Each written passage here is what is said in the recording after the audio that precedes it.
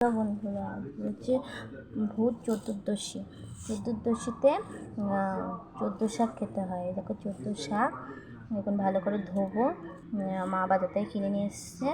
এগুলো ধোবো আর 14 শাককে 14 প্রদীপ দিতে হয়। কাদের এই নিয়মটা আছে কমেন্টে কিন্তু জানাবে, ঠিক আছে?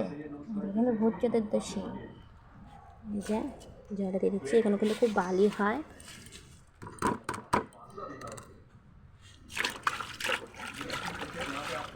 আজকে ভূত চতুর্দশীতে 14 শাক খেতে হয়, 14 প্রদীপ দিতে হয়।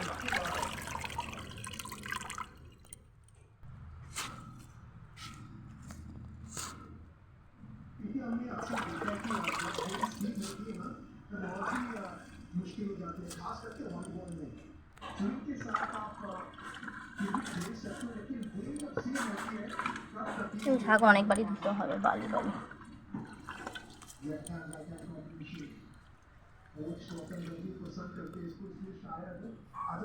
টাটা।